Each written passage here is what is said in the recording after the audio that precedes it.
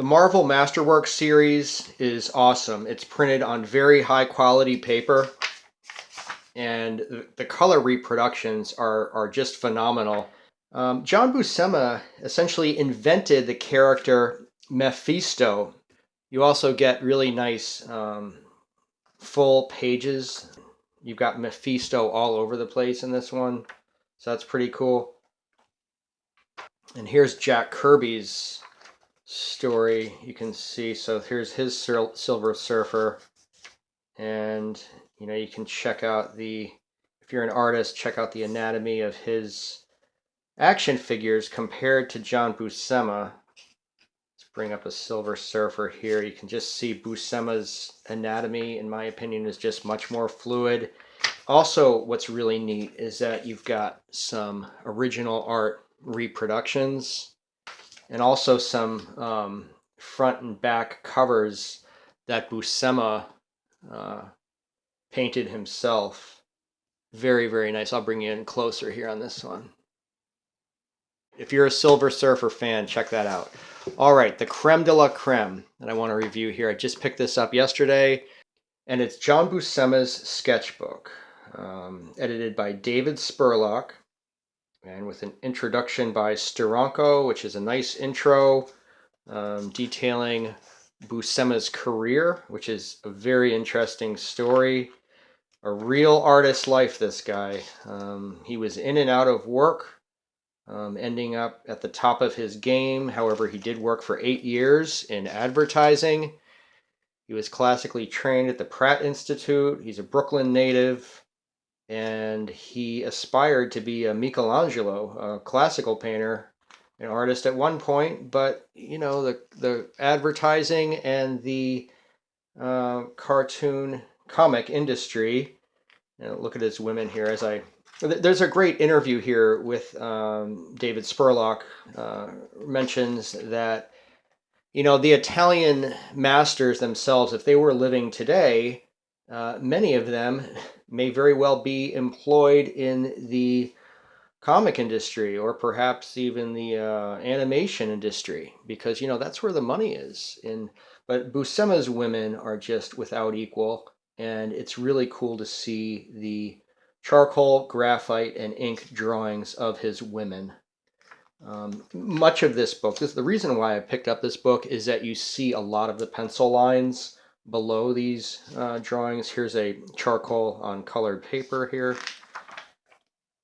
from a lot of his personal studies. He also taught classes as well. Great example of Conan here, where you can actually see the pencil lines beneath the final inked lines. And Buscema's style is just so fluid. The motion is first and foremost, is always there. This guy also loves sports. Check out the picture.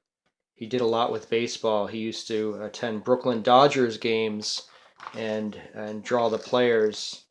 Really loved being on the street, drawing people, children, sporting events.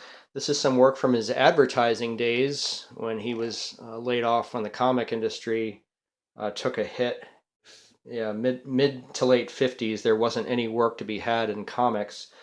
But look at his advertising work. Really cool. That 60s style in advertising with a lot of white space, some black, and then these gray, very bold gray areas.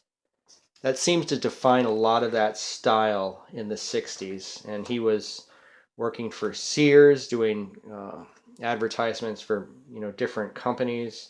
Probably some camping equipment here. I really like that, though. That's really a kind of a retro cool style. He was also mentioning that he worked with Bob Peak, who was a very famous advertising guy himself, and drew this very famous poster for the motion picture Camelot. He likes anything where motion is involved. He also painted the covers for several Pulp Fiction novels along the way. Look how nicely that's drawn and painted. And of course Conan. And that was his favorite action figure, was Conan.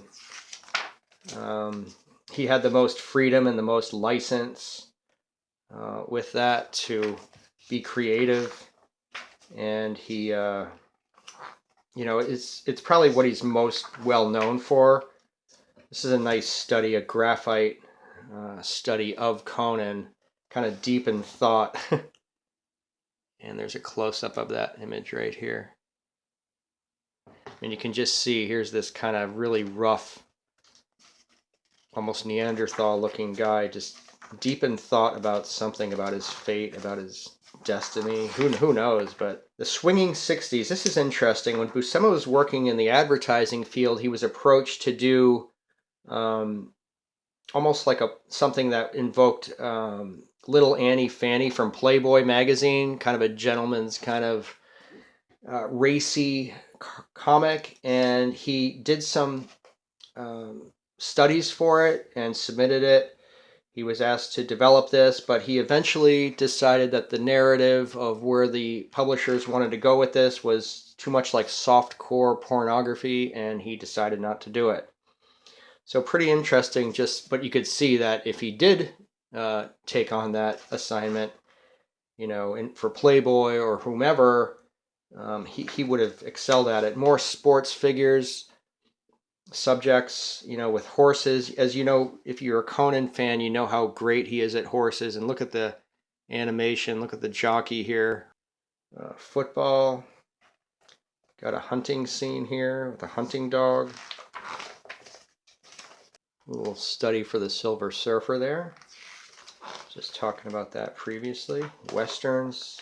Here's some of his horse studies in pencil. Again, all through this book we see Buscema working in a very loose style and a light colored pencil, and then going back over more heavily with either ink or, in this case, just a darker pencil. Look at this bucking bull here. Bring you in closer here.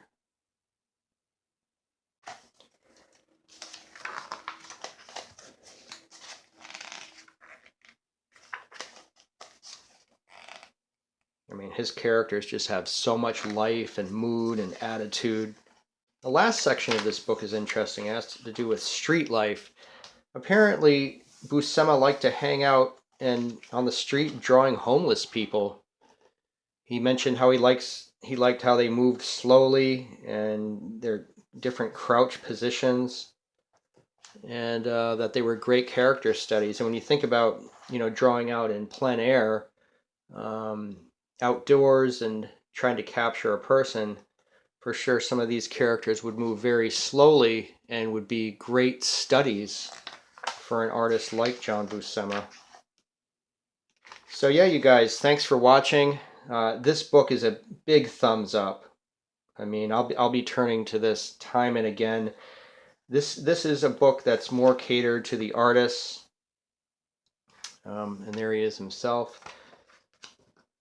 However, if you're a fan of Savage Sword of Conan, and if you just want a glimpse into how the technique and the artistry of somebody like John Buscema, how that comes about, you know, you're going to find it in this work. As always, I look forward to reading your comments below. That's the most fun part about having a YouTube channel.